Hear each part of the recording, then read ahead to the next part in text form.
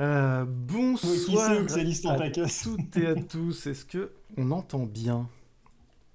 Est-ce que vous Bonsoir. entendez bien? Bonsoir, bonsoir. Dites-nous si le son est poutou, comme on dit depuis le recon du stream. Est-ce que le son est doux? Est-ce Est-ce que que nos vous douces nous voix sont entendez? agréables? Personne dit oui, donc du coup, c'est pas C'est rassurant. des bonsoirs et des coucous. Bonsoir. Mais est-ce que vous nous entendez en fait? C'est ça la question. Le son est un tout petit peu trop doux. Ah mince. Ça veut dire quoi? C'est vraiment pour dire qu'il est pas assez fort C'est ou c'est trop pour bas. dire que c'est trop bas? Euh, le son poutou. Ok. Un tout petit peu trop bas, mais un tout petit peu. Bah, peut-être que vous, je peux vous monter un tout petit peu. Alors, je vous monte, hop, comme ça. Et puis, du coup, bah, moi, je suis déjà au max. Alors, je comprends avec mon micro, on me dit toujours qu'il est soit trop fort, soit trop pas assez fort. Bref, je vais rapprocher le micro, ce sera plus simple. Et ben, c'est parti pour cette incroyable émission. On va se faire un petit lancement digne de ce nom. Je vais lancer une musique, mais je sais pas si vous l'avez vous. Si, il faut juste que je mette ça. Sinon, nous, on Nous, l'aura, ça on sera l'aura génial. pas. Peut-être On qu'on On n'aura passera un pas, super nous. moment. Vous Non. l'aurez pas, mais, Oui. mais les gens l'auront. Les gens dans Oh le live non. l'auront. La Je vous la passerai tristesse. après, puis vous Est-ce qu'il imaginez. faut qu'on Ouais, fasse vas-y. 100? Alors, eh ben écoutez, c'est parti pour le lancement de l'émission. Petit son, qui j'espère ne sera pas trop fort, qui ne se joue pas. Bah oui, bien sûr. Ah oui, parce qu'il y a Gétarès ou Guétarès qui dit apparemment que la musique de l'intro, elle était plus haute que nos voix. Ouais, ok. Bah, je peux vous monter encore, effectivement, vous me regardez très bas. Je vous mets au max. Et du coup, là, j'ai un son qui ne se lance pas du tout. Bah écoute. Ah si, ça y est. Bienvenue à tous dans cette nouvelle émission qui s'appelle Écotone. L'écotone, en écologie scientifique, c'est la zone de contact. Attends, c'est hyper fort. Ah, pense au clip YouTube, là. Un cut comme ça. Attends, on va la refaire. Ça me paraît- Ok, Guétarès. je coupe le live, recommence le live à zéro. Alors, Ouais. Je relance. Bienvenue à Non, tous. c'était très bien. Pardon. Bienvenue à tous dans cette nouvelle émission qui s'appelle Écotone. L'écotone, en écologie scientifique, c'est la zone de contact entre deux milieux différents. Ça peut être une zone de plusieurs kilomètres carrés, à l'orée d'une forêt bordant une prairie, tout comme la frontière entre votre intestin et ce que vous venez de manger sur quelques millimètres cubes. On y retrouve les êtres vivants qui habitent le milieu A et ceux qui habitent le milieu B, dans un espace restreint. Mais ce qu'il y a d'un peu magique, je trouve, c'est que, par un effet de lisière, on y trouve aussi des espèces propres à cette zone de transition, qui ont besoin à la fois de A et de B. L'écotone augmente la richesse d'un écosystème. Et c'est pour ça que je veux mettre en contact deux domaines qui me passionnent, les écologies comme enjeu de société, avec les jeux vidéo comme médias. Parce que je crois qu'un effet de lisière nous enrichirait mutuellement. Et pour ça, il nous faut un écotone. Donc dans ce format Écotone, je rassemblerai à chaque fois une personne du domaine des écologies, scientifiques, politiques ou philosophiques, et une personne du domaine des jeux vidéo, la création, la recherche, le journalisme, le streaming, pour une discussion sur leurs domaines respectifs, mais aussi à la recherche de points de contact insoupçonnés. Salut Maureen, salut Sébastien. salut. Salut. C'est bien Dominique qui fait les écologies. Oui. Donc moi je suis Gauthier, avant je sensibilisais les petits et les grands, j'étais éducatrice nature et aujourd'hui je fais de la médiation numérique et de l'initiation à la création de jeux vidéo et je vais animer cette discussion. Incroyable cette transition musicale, ça s'est coupé net. Maureen, toi, ça fait 6 ans que tu travailles dans ce métier méconnu qui est la conception de l'expérience utilisatrice, Oui. UX en anglais. Et depuis 3 ans, tu mets tes compétences au service des jeux vidéo et tu as travaillé pour Asobo sur Microsoft Flight Simulator et pour l'Ariane, le studio derrière Baldur's Gate 3. Et tu rends visible les défis de l'UX design avec ton projet What the Fucks où tu parles de conception, d'expérience utilisatrice et de psychologie dans les jeux vidéo. Je te laisserai après corriger si jamais C'est propre. Ok. Non, c'est très propre. Sébastien Moreau, toi, il y a 10 ans, il y a 10 ans, tu décides, il y a plus de 10 ans, tu décides d'arrêter les directs ou VHS de Ninja Parkour. Et tu deviens petit à petit. Allez, je vais vous laisser passer une bonne soirée. Je suis obligé d'en parler à chaque fois. Il se passe Et quoi? tu deviens petit à petit vulgarisateur scientifique spécialisé en comportement et en cognition animale. Je vous laisse compléter ou corriger si jamais vous trouvez que j'ai dit des bêtises. Alors moi, vas-y, Vas-y. Sébastien. Non, vas-y. Moi, j'allais dire que de mon côté, non, très bonne introduction, t'as bien tout dit. Juste, effectivement, à Sobo Studio, j'ai été donc du coup en CDI là-bas. L'Ariane, c'était du consulting, parce qu'aujourd'hui, je fais du freelance et du consulting. Je préférais repréciser pour pas que les gens se disent que j'ai travaillé littéralement chez l'Ariane sur le jeu de A à Z. Donc voilà. Dac. Moi, c'était n'importe quoi. Il a tout mis dans ma présentation. C'est complètement bâclé. Non, je suis même pas sûr de vraiment savoir à quoi tu faisais référence au truc d'avant, pour être honnête. Mais est-ce que c'était une référence à mon passé sportif ou Tu sais, c'est quand tu avais des VHS de toi en train de faire des saltos, Ah, et vieux. des vrilles et des J'ai beat fait twists. deux. Je sais pas J'ai si fait on deux appelle ça comme trucs. ça. Ça date ça date des années. J'ai dû arrêter en 2005, ça. Et ma Ouais, carrière, elle était en 99-2000. Donc, j'ai non, fait moi, deux trucs. j'ai fait court parce qu'effectivement, t'as fait plein de trucs différents. T'as notamment été e-sportif, pro gamer, champion de France, d'Europe, Et capitaine de l'équipe de France. capitaine de l'équipe de Bah, France je sais pas, je sais pas à quel point on peut parler d'e-sport vraiment à cette époque-là, vu qu'on était dans les années 2000-2001, mais oui, j'étais sponsor. Et puis, tu as aussi, parmi tous les trucs que tu as fait, tu as aussi été donc moniteur d'auto-école et tu observais des animaux sur le bas-côté de la route qui faisaient des trucs rigolos. Ouais, ouais, complètement. Bah, j'ai enseigné la conduite, j'ai formé les enseignants de la conduite par la suite. Bah, c'est un peu ce qui m'a fait la transition aussi, parce que je suis devenu, on appelle l'expert en sécurité routière, les BAFM, qui est le diplôme dessus, où en gros, tu es censé apprendre le code par cœur et être capable de ressortir tous les articles de tête. Et on parle pas du code que vous avez quand vous passez le permis, on parle de 2 tomes, de 2 tomes gigantesques. Et ça m'a entraîné à faire de la compilation de textes un peu pénibles. Et à côté de ça, bah, j'ai un background effectivement de pédagogue, parce que j'étais pédagogue dans le métier, j'étais formateur de pédagogue. Donc forcément, les deux ensemble, ça m'a donné on va dire une bonne direction pour aller faire ce que je fais aujourd'hui. Et ça fait, oui, j'ai commencé en fin 2017, début 2018. Vraiment pro, quoi. Après, j'ai commencé un peu avant, j'ai commencé. Mais je me suis intéressé à la question vers 2010. Je suis resté relais. J'arrête. Bonjour. Il y a Oxalis qui dit pédagogue de pédagogue de pédagogue de. Ouais, c'est un peu D'ailleurs, ça. Il y a l'enchaînement infini. juste Gauthier, je sais pas si t'as vu, apparemment ton son est plus bas Ouais, que j'ai le nôtre. quasiment monté au maximum. Est-ce Ok. que c'est mieux maintenant? Normalement, c'est mieux. Parce que vraiment je peux difficilement aller plus haut. Là, à part le mettre le micro dans ma bouche, C'est mieux, c'est je bon pense que normalement. ça va pas être terrible. Ouais, non.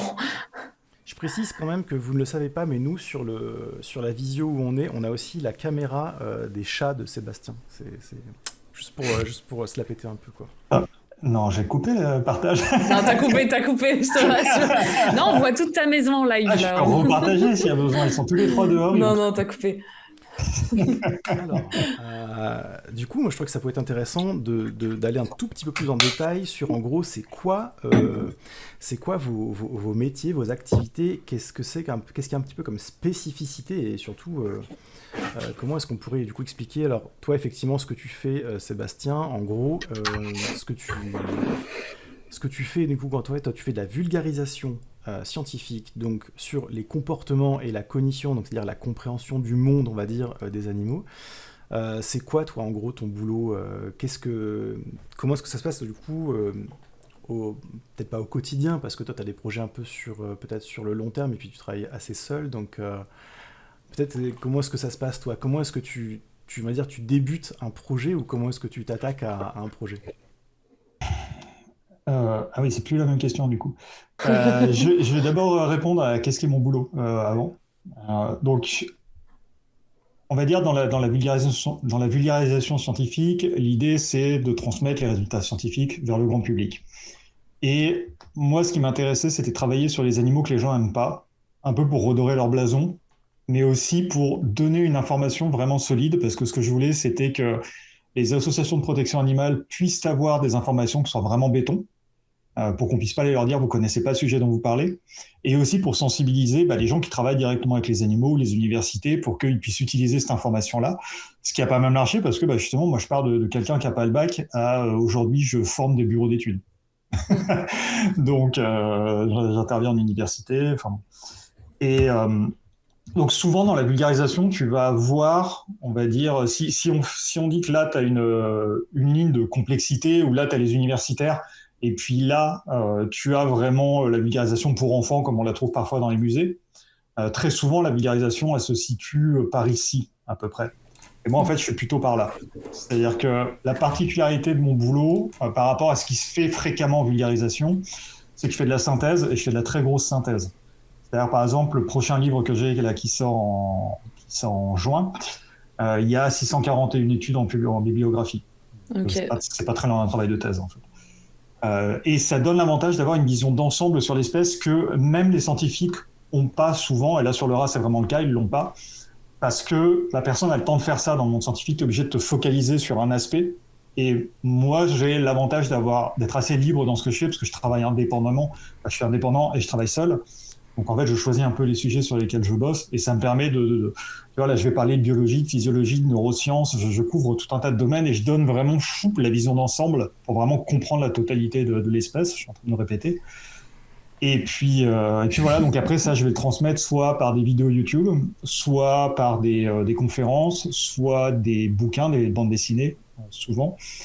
Et puis après, sous plein d'autres aspects, c'est-à-dire que je vais faire du conseil scientifique, je vais intervenir, comme je disais, j'interviens à l'École nationale des services vétérinaires pour parler des poissons, j'interviens dans des documentaires, enfin voilà, je fais de la radio, des trucs comme ça. Donc, pas mal. Juste une petite question subsidiaire. Je me disais, est-ce que, du coup, dans tes ouvrages, on peut partir du principe que, en gros, quand tu le publies, on va dire, t'as déroulé un petit peu toutes les études qui existent depuis peut-être il y a un moment jusqu'à 2026. Est-ce que du coup tu reviens jusqu'à aujourd'hui, ce qu'on sait, ou tu considères qu'il y a peut-être une zone un peu de flou quand c'est trop récent? Alors, en fait, sur les sujets sur lesquels je travaille, tu peux pas être exhaustif parce que il y en a trop. C'est-à-dire que par exemple sur les rats, ma bibliographie initiale, elle est à plus de 1200 publications, et honnêtement, j'ai pas tout pris. Parce que tu es sur t'es sur un modèle d'étude vraiment extrêmement fréquent, et surtout utilisé dans beaucoup de domaines différents. C'est-à-dire que les rats, tu les retrouves en toxicologie, tu les retrouves en chirurgie, tu les retrouves dans plein de trucs, et des domaines qui, moi, pour ce que j'ai envie de faire, m'intéressent pas. Après, oui, ils sont normalement, tous les grands travaux jusqu'au moment où ça sort, sont dedans la plupart du temps. Là, vraiment, sur Scélérat, j'ai remonté des trucs, par exemple, sur tout ce qui va traiter de sujets comme la métacognition, qui est la capacité de réfléchir sur ses propres raisonnements, c'est-à-dire le fait d'être capable de te rendre compte de ce que tu sais, de ce que tu ne sais pas, de demander des indices quand tu n'es pas sûr, ce genre de choses. Là, par exemple, j'ai repris tous les travaux, parce qu'il n'y en avait pas tant que ça, et j'ai pu refaire toute la généalogie de A à Z du champ de science, du champ de recherche dessus. Et aussi, le truc, c'est que, ça, je voulais le préciser tout à l'heure, j'ai oublié, c'est que l'autre particularité, je donne jamais les résultats purs. C'est-à-dire que je donne tout le protocole sur comment on en est arrivé là, quelles sont les nuances, parce que mon objectif, c'est non seulement que les gens comprennent les animaux, mais aussi qu'ils comprennent comment on crée du savoir, et où sont les zones de nuances, et pourquoi est-ce que, il y a plein de choses qu'on comprendra jamais de manière certaine, et c'est pas grave, c'est là où c'est super intéressant. Tout à l'heure, tu parlais de l'écoton, là où les trucs se chevauchent. Moi, c'est là où ça m'intéresse, c'est-à-dire là où notre monde perceptif et cognitif, il chevauche légèrement celui d'une autre espèce, et on peut quasiment pas se comprendre, mais un tout petit peu, les deux mondes se chevauchent légèrement. Et cette zone-là, je la trouve très excitante pour le coup. Et donc voilà pour la première question, je crois, sinon tu me reposeras. Et sur démarrer un projet, ça dépend complètement du projet. Des bouquins, c'est... moi, souvent, je lance pas des projets, c'est les gens qui viennent me chercher. C'est très souvent comme ça.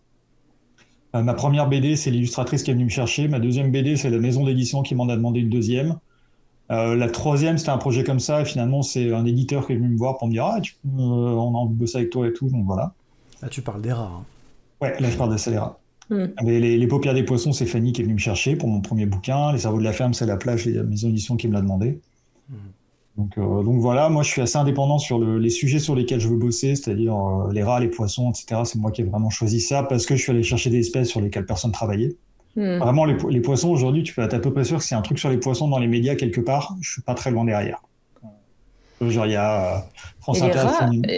Les rats aussi. Alors après, je me renseigne pas énormément, j'avoue, sur toutes les espèces et tout, mais tu vois, les rats, je pensais qu'il y aurait plus d'infos dessus, parce que notamment, ils sont vachement utilisés en laboratoire et tout ça, et du coup, j'aurais cru que... Alors, après, le labo, c'est pas le meilleur endroit, tu vois, pour apprendre sur l'espèce, mais du coup, instinctivement, je me serais dit, ouais, peut-être que, tu vois, il y a des infos dessus, parce que on est pas mal Il y en a, entouré d'eux, quoi. il y en a énormément. Mais en fait, Mm. sur la question des rats, c'est particulier.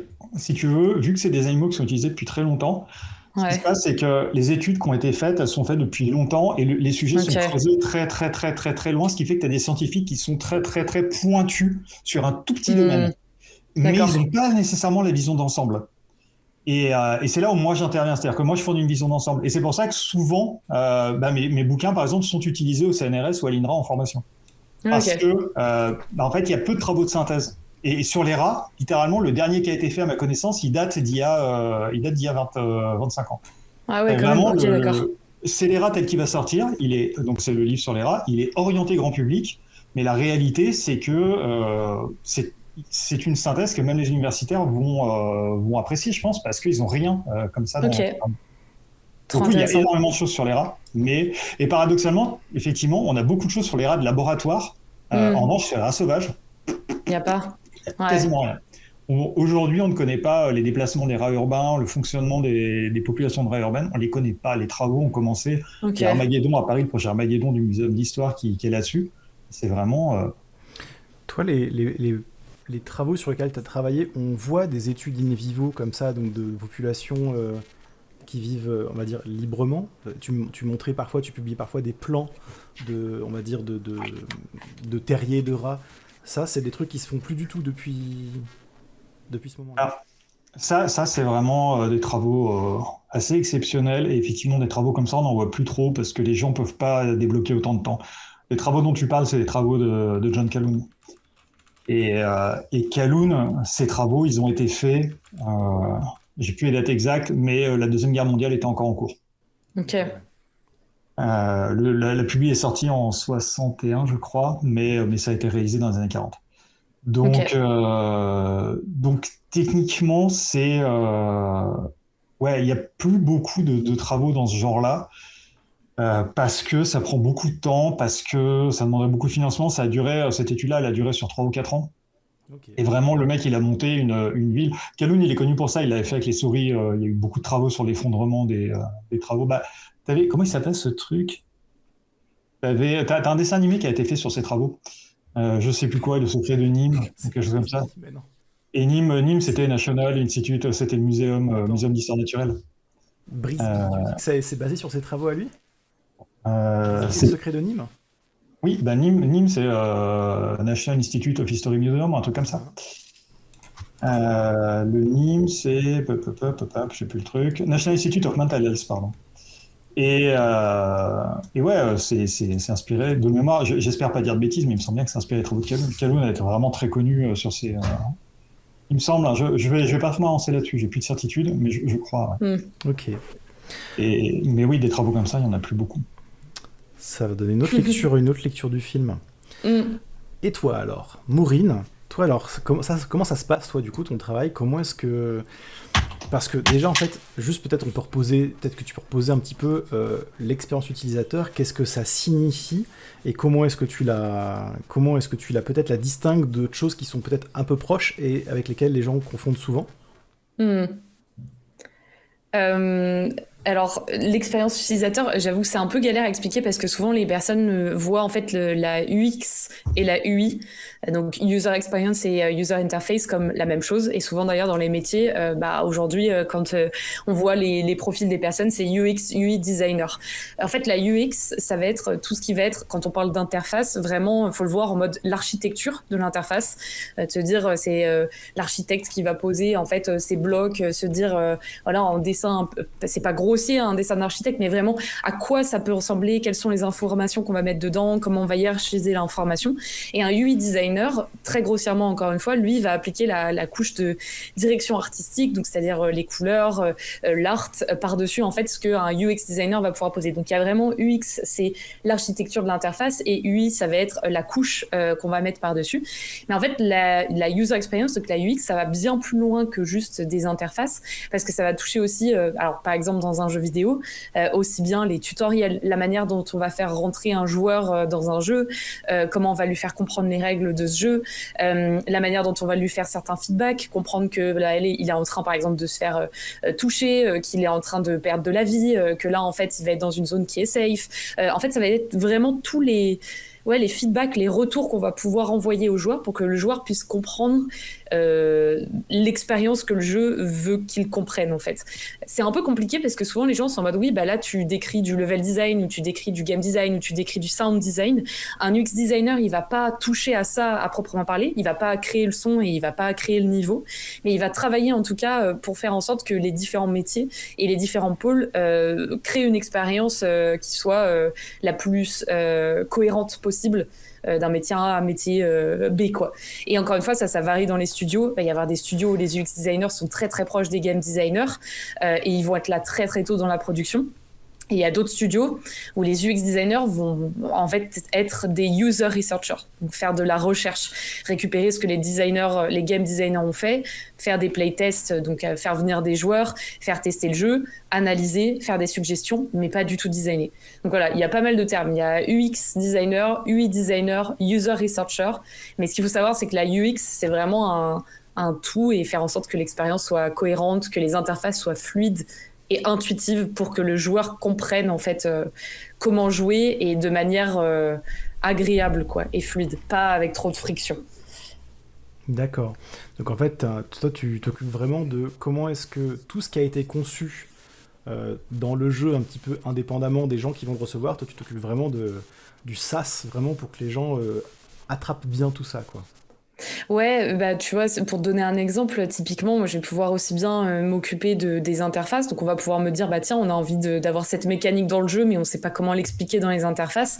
Ça va être récupérer les informations de la personne qui gère l'économie, de la personne qui gère les systèmes, des game designers, et dire, ok, comment on peut rendre ça clair pour que le joueur comprenne en lisant une interface, bah tiens, dans mon inventaire, c'est tout. Enfin, je prends l'exemple de l'inventaire parce que je pense qu'on l'a tous en tête si on joue un peu, mais de se dire, bah là c'est mes items, là c'est leur description, là c'est ce que ça va me faire avoir comme avantage, inconvénient, et vraiment se dire, ouais, c'est récupérer toutes les infos et voir comment je les ressors aux joueurs pour que ce soit pas aussi comment dire, pour que ce soit plus digeste que de la documentation de game designer, en gros résumé. En tout cas pour les interfaces. Après, il y a les autres aspects, ouais. Ok. Moi, j'avais une question un peu que je trouvais un peu marrante. C'était un petit peu la question qui m'avait un petit peu fait marrer sur cette idée en fait d'arriver à rapprocher des gens. C'était le concept, c'était l'idée de, en fait, selon vous, comment est-ce qu'on conçoit bien une expérience? Qu'est-ce qui fait qu'une expérience, elle va être facile à comprendre pour le public, du coup, que vous avez différemment, parce que chacun et chacune a son public différent, mais qu'est-ce qui fait qu'une expérience, elle va être facile à comprendre? Comment ça marche avec les publics alors toi, dont tu t'occupes directement, Maureen, et Sébastien, du coup, de ce que tu vois, du coup, dans le travail de protocole. Sébastien, tu veux commencer ou pas? Moi, j'ai 2-3 trucs en tête, mais... Vas-y. Ok. Alors, c'est la question que tout le monde pose, en tout cas dès qu'il y a une histoire de conception de jeu vidéo, c'est comment faire pour que le jeu soit clair. En vrai, c'est hyper dur parce que tu peux pas arriver directement en disant bah voilà toutes mes idées, je les pose et ça fonctionne.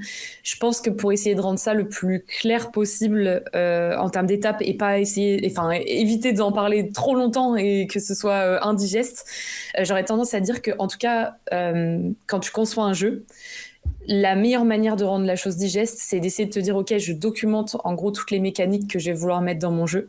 Je fais en sorte de les retranscrire sur une interface de la manière la plus pertinente possible, en tout cas, en ayant en tête les joueurs que je cible. Par exemple, j'en sais rien, si je cible des joueurs qui ont l'habitude de jouer à Elden Ring, ça sera peut-être moins compliqué à organiser une interface et à mettre des fonctionnalités à disposition que par exemple si je propose mon jeu à des personnes qui ont plus l'habitude de jouer à Animal Crossing ou un Tomodachi, qui iront pas fouiller dans les interfaces, qui n'auront pas envie de faire des combinaisons de touches, etc. Et surtout, de le faire tester. C'est-à-dire que c'est même moi, tu vois, pour avoir fait énormément d'interfaces, pour avoir du coup des notions du UX design, d'ergonomie, de neurosciences et tout ça, ce serait mentir en fait que de dire que je suis capable de faire l'expérience la plus claire possible, parce que tu peux pas savoir en fait sans faire tester aux gens. Toi, tu vas t'imaginer une certaine chose, tu vas peut-être respecter certaines règles de ok, bah là j'ai respecté ma théorie, c'est ergonomique, c'est utilisable, c'est navigable, et ça peut être fait de la manière la plus optimale possible. Mais si c'est pas testé, si les joueurs ne testent pas et que tu n'observes pas en contexte ce que font les joueurs, c'est impossible d'avoir une bonne expérience. Et donc, je dirais que même le meilleur UX designer, il faut qu'il teste. Même le meilleur game designer, il faut qu'il fasse tester ses joueurs, qu'il voit, qu'il observe et qu'il itère. Et surtout, qui se place pas lui au centre de son jeu, parce que bien sûr ça peut blesser les égos, hein, se dire bah si j'imaginais le jeu comme ça et ça bougera pas. Des fois en faisant les playtests on réalise qu'on s'est trompé en fait, que la mécanique qu'on avait en tête elle est pas comprise, ou elle est pas très bien, ou elle est pas fun, et donc voilà. Donc du coup c'est un condensé il y a de la théorie, mais il y a aussi beaucoup de directement mettre en pratique, faire tester, mettre les mains dans le cambouis, tester, itérer. Et ouais, un mix de théorie, de pratique et de tests et d'itération. Je sais pas si c'était très clair ce que j'ai dit. En gros, il y a pas vraiment de recette extrêmement simple, et il faut beaucoup d'essais pour être sûr qu'on arrive bien à rentrer dans la tête des gens, quoi.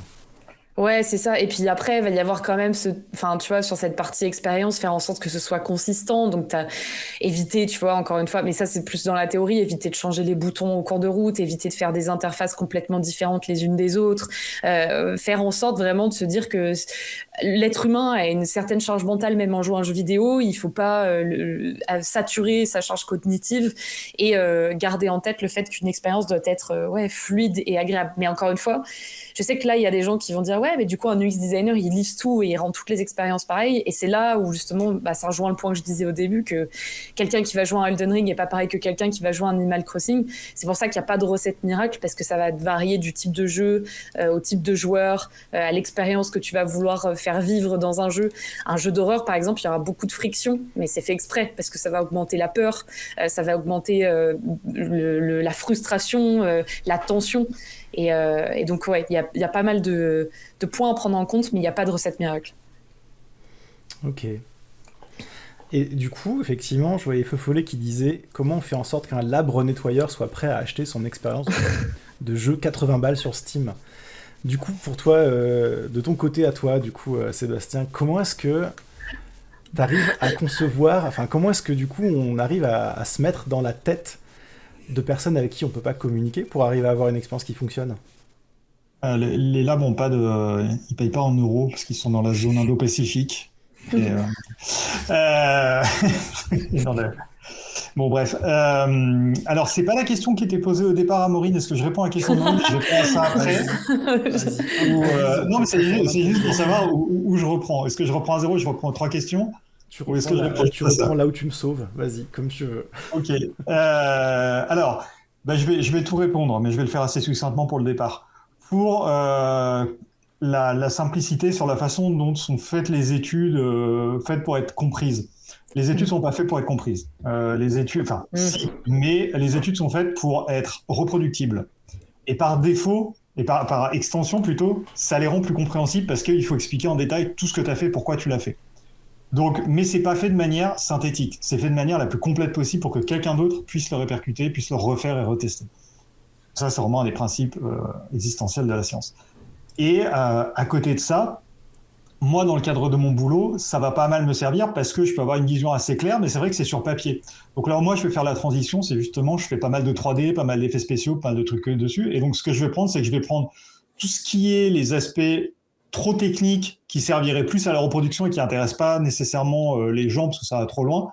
Et je vais juste les mettre à l'intérieur. C'est-à-dire souvent, je vais carrément retransformer le protocole en 3D pour que les gens en vidéo puissent aller voir dedans. Ou alors, quand c'est en bande dessinée, on va faire partiellement ça et puis aussi éventuellement faire des parallèles avec ce que des humains reconnaîtraient. Par exemple, je sais que dans Scélérat, il y a tout un test sur les études sur le regret chez le rat. et où il va d'une mangeoire à une autre, elles ont chacune des goûts différents. Et par exemple, j'avais fait dedans une explication où c'était remplacé par des épiceries, ou qu'est-ce qui se passe si toi tu vas à une épicerie, qu'il y a une trop grande file d'attente, que tu changes d'épicerie pour aller à la prochaine, et tu te rends compte que la file d'attente elle est plus grande, du coup tu regrettes ce que tu as fait avant. Et ensuite on voit comment ce truc-là vient se transposer sur l'étude qui a été faite sur les rats, de façon à ce que les gens puissent avoir une connaissance, une compréhension plus ressemblante à leur expérience de vie de tous les jours. C'est exactement ce qu'on fait à la caisse, quoi. Tu regardes les fils des autres caisses Ouais. et tu dis ça va plus vite. Et du coup, Littéralement. les rats, ils géreraient comme nous, du coup. En fait, l'étude sert à montrer qu'il y a du regret. C'est pas exactement comme les caisses, que le truc est beaucoup plus subtil. L'étude est très très subtile, elle est très intelligemment faite. Mais oui, ça s'en rapproche. Mais ça se rapprocherait plus que tu as des questions de goût que tu préfères ou que tu ne préfères pas. Donc la question c'est, est-ce que tu prends le risque de changer de restaurant, parce qu'ils appellent ça des restaurants dans l'étude, est-ce que tu prends le risque de changer de restaurant, sachant que là, par exemple, on t'oblige à attendre 30 secondes. Si tu changes de restaurant pour aller à un truc que tu préfères et qui a moins de temps, t'as gagné, mais peut-être que tu vas tomber sur une croquette que t'aimes moins avec un temps encore plus long, et là, du coup, t'as perdu. Et donc, voilà, les travaux, c'est un peu ça. Donc moi, en général, je vais essayer de rendre ça le plus ludique possible, le plus compréhensible possible, et je vais suivre la logique, en revanche, des travaux. C'est-à-dire que je vais expliquer d'où on vient, pourquoi est-ce qu'on voudrait savoir ça, pourquoi ça nous intéresse, et ensuite, tiens, alors maintenant, c'est quoi le problème? Le problème, c'est ça. Moi, je fonctionne vraiment comme est faite l'étude. Le truc, c'est, OK, on essaie de répondre à une question. Quelle est la question? OK, comment est-ce qu'on pourrait faire ça? Ah ouais, mais non, parce que l'animal, il pourrait faire ça. Ah oui, merde, alors du coup, il pourrait peut-être faire ça. Ah oui, alors comment on verrouille? On fait ça et ça. Du coup, on apprend aussi à faire de la science en même temps qu'on découvre ça. Et on voit les endroits où les animaux font des choses qui n'étaient pas prévues dans l'étude, ce qui est pas si rare que ça. Et souvent, c'est intéressant parce que tu as des individus à la marge. C'est toujours très intéressant quand les scientifiques parlent des individus à la marge. C'est assez rare, parce que globalement, on aime bien faire des stats avec la moyenne de tout le monde. Mais les individus à la marge sont hyper intéressants, parce que des fois, t'en as qui vont... Tout le monde va rater le test et t'en as un qui va le réussir systématiquement. Qu'est-ce que ça veut dire sur cet individu? Ouais. Donc voilà, et ensuite pour répondre à comment est-ce qu'on fait pour communiquer avec des espèces qui sont pas qui ne comprennent pas les mêmes choses que nous, qui ne perçoivent pas le monde de la même manière que nous. Il faut aussi faire de l'UX, quoi, du coup, quand tu conçois un protocole, il faut que tu arrives. Là, c'est ça ce que je me devient, disais. là, ça devient, et ça devient de l'UX en plus sur des espèces dont tu connais pas tout, dont tu connais pas entièrement le fonctionnement et qui n'ont pas les mêmes perceptions que toi. Je prends un cas, moi c'est une des choses qui me fascine le plus, je trouve que c'est extrêmement élégant souvent comment sont faits les travaux. Le cas le plus marquant, à mon goût, c'est sur les abeilles. En fait, les yeux des abeilles, les yeux à facettes, sont faits de telle manière que ces animaux ne perçoivent pas la profondeur. Pour percevoir la profondeur, ils utilisent la parallaxe. C'est pour ça que si une abeille se pointe devant vous, elle va se déplacer devant vous pour repérer la forme 3D de votre tête, comme si elle la scannait. Donc là, pour les gens qui ne connaissent pas sur le live, la parallaxe, c'est par exemple quand tu es dans le train et que tu regardes par la fenêtre, ce qui est proche de toi bouge beaucoup plus vite que ce qui est loin de toi, ça te permet d'avoir un effet de profondeur.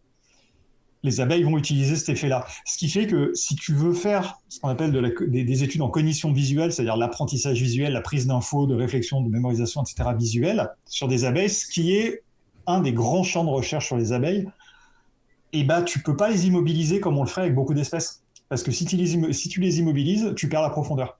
Donc il y a plein de trucs visuels qu'elles pourront plus faire. Donc ça veut dire que tu es obligé de traiter avec des animaux que tu dois pouvoir laisser libres de voler. Et tu dois pouvoir les laisser libres de faire ce qu'elles veulent, en fait. Et donc de leur faire comprendre ce que tu aimerais qu'elles fassent. Et moi, un exemple qui m'avait vraiment marqué, j'étais allé à l'université de Toulouse.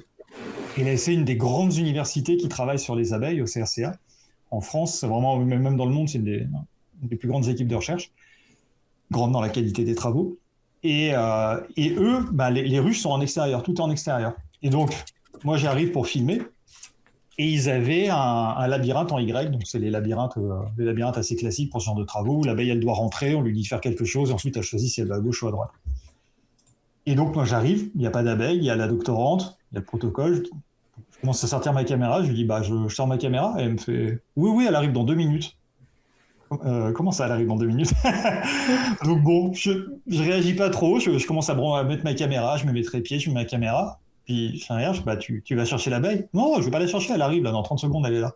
Mais quoi? Et là, 30 secondes plus tard, t'as une abeille qui se pointe, elle ouvre le labyrinthe, l'abeille elle rentre dedans, elle répond, elle récupère sa récompense, on ouvre le labyrinthe, l'abeille elle part, et la doctorante elle relance le chrono sur 3 minutes. Elle revient toutes les 3 minutes, donc on sait que dans 3 minutes elle va revenir. Et l'abeille était libre, elle faisait ce qu'elle voulait, elle participait à une expérience de sensibilité. C'est trop drôle. Incroyable.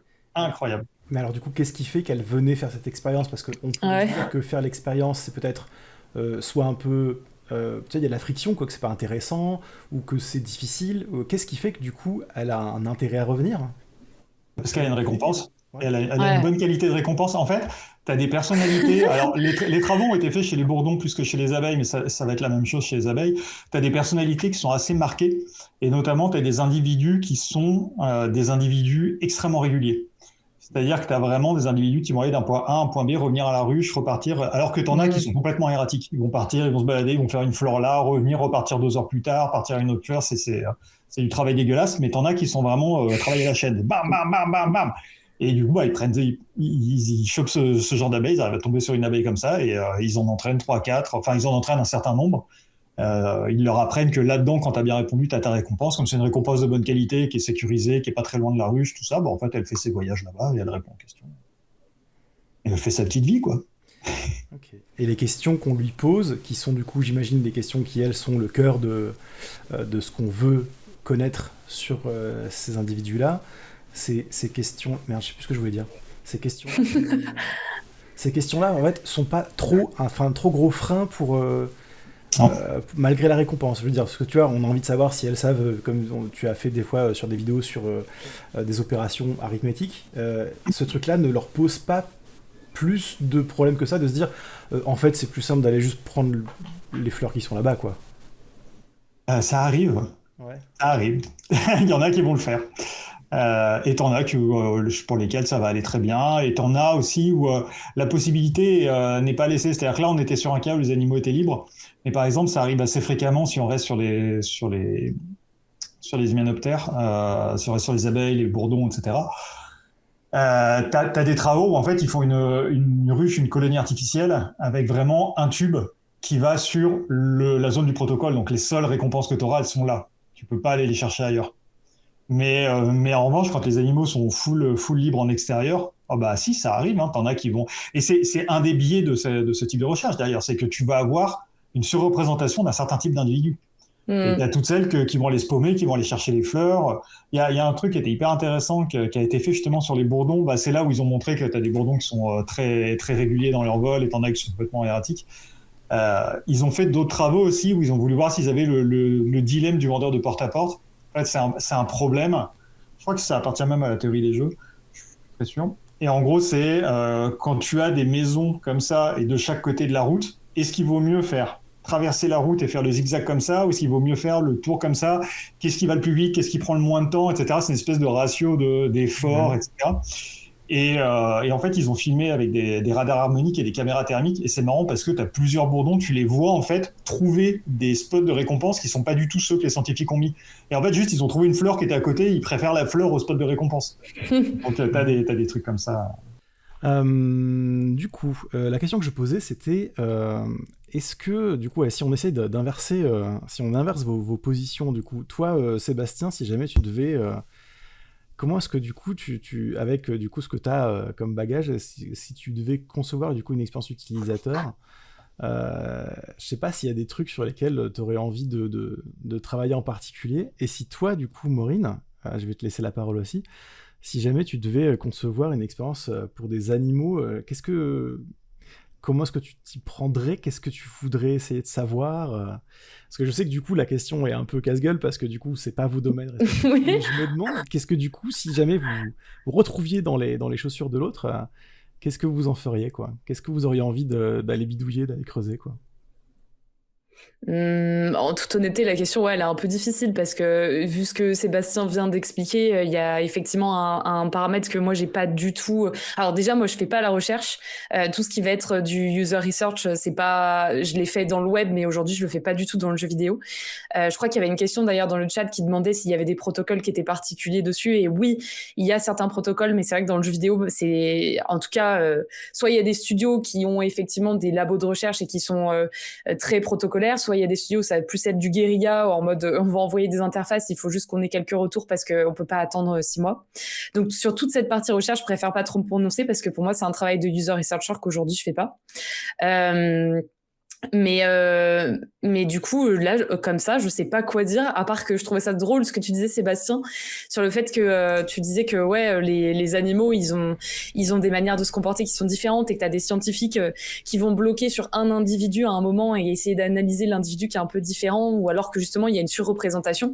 Et je voulais rebondir sur ça de base en disant qu'on a le même souci, en fait, quand on fait les playtests avec les joueurs, c'est que c'est hyper dur de savoir qui on va prendre, justement, comment on fait pour essayer de représenter au mieux sans biaiser l'échantillon. Et surtout, le problème de la récompense, il est hyper important parce qu'on se dit, mais aujourd'hui, on fait venir les gens avec une somme d'argent, un jeu qui va être proposé, une réduction, tu vois, dans des packs à avoir de jeux ou d'autres choses comme ça, et ça peut biaiser aussi les résultats de gens qui vont dire oui, oui, le jeu il était très bien, alors qu'en fait, tu les aurais mis tout seuls devant leur jeu, ils se seraient pas du tout comportés de cette manière.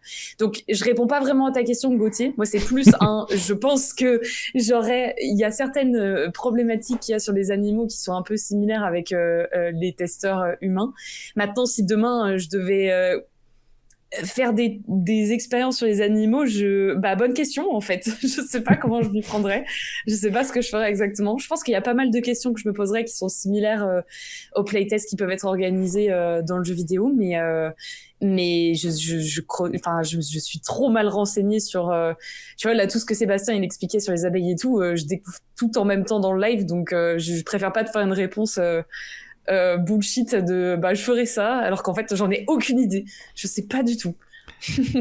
Et genre, si tu devais, je sais pas, t'as pas envie d'inventer un jeu pour des abeilles? Imagine ce taf. On se tourne vers toi, on se dit tiens, Maureen, demain tu nous fais un jeu pour des bourdons.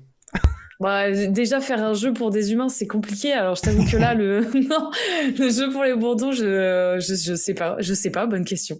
Ça a l'air d'être challengeant en tout cas, et ça a l'air d'être marrant de voir comment les animaux se comportent et tout, mais là la question elle est trop large, je sais pas du tout. En fait, littéralement, un protocole, c'est un jeu pour le.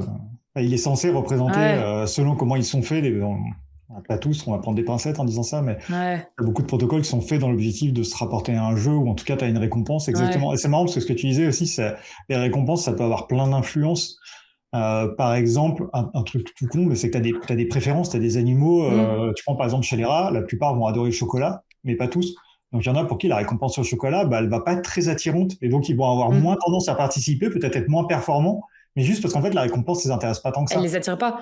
Et c'est ça, exactement pareil dans les jeux et même pour le site web, les applications. Il y en a, tu vas leur proposer 50 €, ils vont venir, ils vont le faire parce qu'ils voient un intérêt, en tout cas, à passer 3 heures et avoir ça.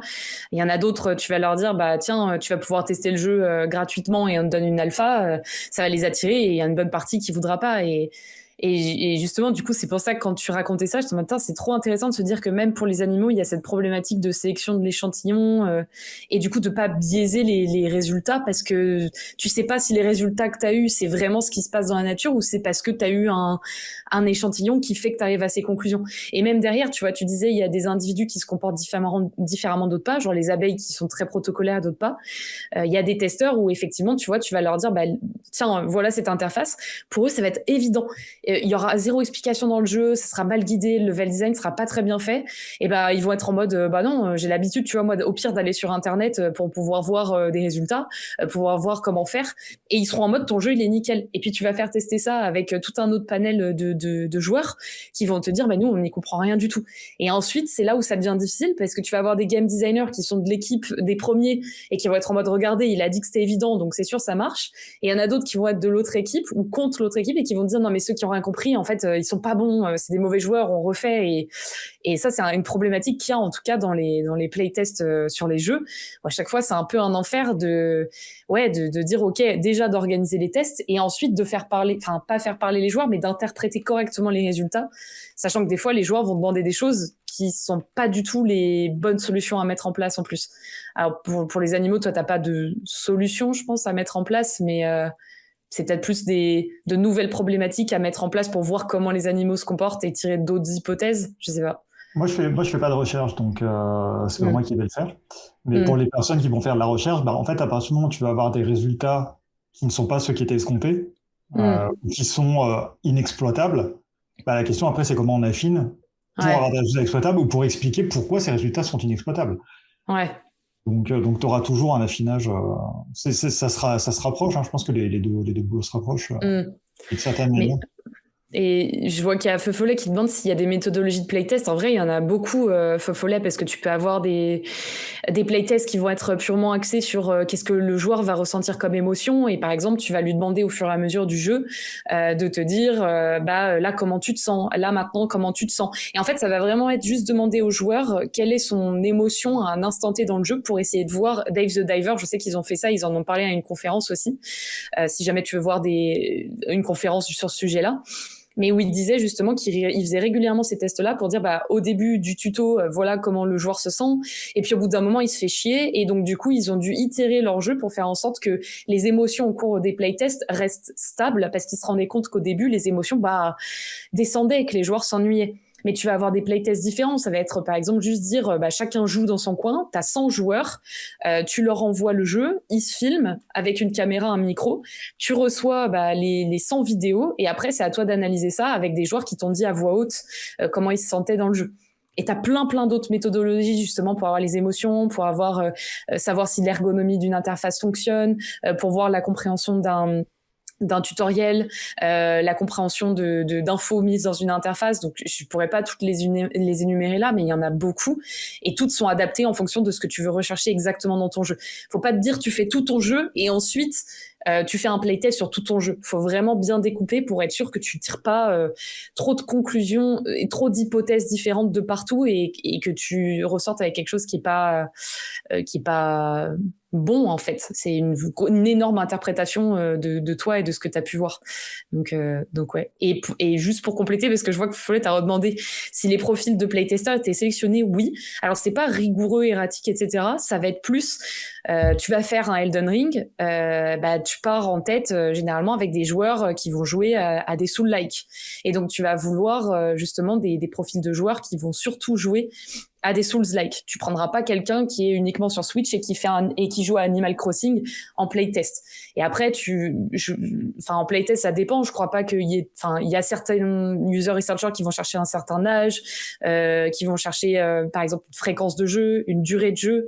Mais la métrique de base, généralement, c'est à quoi les joueurs jouent. Tu vois, si tu joues pas du tout au type de jeu qu'on est en train de faire, tu peux être sûr que tu seras pas le profil interviewé, sauf s'ils se disent au contraire on a envie de faire des contre-personnages, genre voir les joueurs qui justement ne devraient pas du tout jouer à ce jeu et voir comment ils se comportent, mais c'est plus rare, quoi. Voilà. Moi, je peux peut-être rebondir sur la question, pareil, qui était de Feu Follet. Est-ce que certains animaux réussiraient pas mieux certains playtests que des humains? Oui. La réponse est si, possiblement. Ah oui. Possiblement parce que, en fait, il y a les fonctions cognitives, les capacités que tu vas avoir, le type d'intelligence que tu vas avoir dépend beaucoup des besoins que tu as dans l'environnement dans lequel tu vis et dans la société dans laquelle tu vis. Et on a des expériences comme ça. Oxalis n'arrête pas de citer les labres nettoyeurs pour une bonne raison. Les labres nettoyeurs, c'est des petits poissons qui sont vraiment en train de pulvériser l'essence cognitive aujourd'hui, parce qu'ils réussissent beaucoup trop de choses qu'ils ne devraient pas réussir. Et littéralement, on a des tests où les labres nettoyeurs, sur certaines expériences, justement, plient des chimpanzés, plient des orang-outans, plient des singes capucins. Précisément sur des tests, on s'attendrait à ce que les primates fassent mieux. Et non seulement les labres font mieux, mais ils font très largement mieux. Mais en fait, quand on regarde comment le protocole a été designé, ça ressemble beaucoup à des choses qu'ils font dans leur vie de tous les jours, qui appartiennent au comportement naturel de l'espèce. Donc, selon comment tu développes ton jeu, il est très possible qu'il soit plus pertinent pour un individu d'une autre espèce que pour nous, finalement, parce que ça ressemble à quelque chose que lui ou elle fait tout le temps. Je vais revenir, j'aime pas laisser des questions en suspens, je vais revenir donc à la question de si moi j'étais à ta place. Vas-y, c'est vrai qu'il y avait celle-là. Moi, j'ai pas pu répondre, mais je suis curieuse, toi, de savoir. Il y a un quart d'heure. Donc moi, je fais pas de la recherche non plus, donc je peux pas répondre en détail comment je ferais ça, mais et en plus, je connais pas ce métier, donc je sais pas à quel point c'est déjà le cas. Ça se trouve, je vais enfoncer des portes ouvertes en disant ce que je vais dire et je m'en excuse si c'est le cas. Vas-y. Hein. Mais je pense que moi, je partirais du concept, justement, que comme je n'ai pas accès à ce qui se passe dans la tête du joueur du tout, j'irai chercher beaucoup plus de trucs qui sont de l'aspect du sensoriel ou de l'aspect du pas nécessairement conscient, parce que je n'ai pas accès à ça. C'est un truc qui marchera peu importe ce qui se passe. Et je sais que, par exemple, quelque chose qui m'avait beaucoup marqué, ça avait été fait en collaboration avec France Culture il y a quelques années. Ils avaient sorti un jeu qui était full audio. Ouais. C'était une espèce de jeu médiéval, mais tu l'avais qu'en casque, tu n'avais pas d'image. Ah, okay. Peut-être, je sais plus le titre. Et j'avais trouvé ça vraiment très très fascinant Mm. comme façon de fonctionner. De même, moi je suis un très gros fan de Walking Simulator. Mm. Et les Walking Simulator, bah justement, tu as tout un aspect où, ok, on te raconte une histoire, mais en vrai, tu le vis vraiment à travers des émotions non filtrées, j'ai envie de dire. C'est pas à travers du gameplay, c'est pas à travers même la narration. Tu vois, je pense par exemple à Dear Esther. Mm. Même la narration de Dear Esther, elle est tellement abstraite qu'en fait, c'est juste fait pour te taper directement dans les émotions sans passer par ton cerveau. Hmm. Mm. Et, euh, et ouais, je pense que j'irais probablement chercher des choses plus comme ça. Ouais. Mm. T'as des trucs effectivement comme ça. Alors je sais pas si c'est ce que t'as en tête, mais tu vas voir par exemple tout ce qui va être la heatmap, le eye tracker, donc du coup de pouvoir voir où est-ce que le joueur va regarder. C'est pas tant, je crois que ça c'est moins utilisé sur les jeux, ça a été beaucoup utilisé sur les sites web, les applications pour essayer de voir comment tu scannes en fait ton site et où est-ce que ton œil va directement pour aller vers le panier en fait. Mais tu vas avoir aussi, tu sais, les trackers de pouls et d'autres choses comme ça pour voir si t'as peur et tout. Après c'est vrai que moi pour le coup en ayant vu les playtests qui étaient faits chez Asobo et ceux qui étaient faits de potes à côté qui étaient dans nos studios, ces outils étaient moins utilisés alors que j'avoue que moi j'aurais adoré, tu vois, plus voir ça. Te dire comment tu te ressens, est-ce que ça te stresse, est-ce que là t'as de la pression, pas de pression. Mais en fait les playtests, la réalité dans le jeu vidéo, c'est que les playtests sont tellement organisés de manière je dirais pas un peu chaotique, mais souvent c'est un peu ça, tu vois. C'est les devs se dépêchent de sortir une build qui est fonctionnelle. En fait, ils sont déjà trois itérations en avance. Donc quand le playtest est organisé, qu'on leur envoie les résultats, des fois ils sont en mode oui, mais on a déjà changé. Que en fait c'est trop triste, mais cette partie de test et d'itération est encore aujourd'hui, même s'il y a des studios qui ont des labos, pas toujours super bien intégré en fait, je trouve à la production quoi.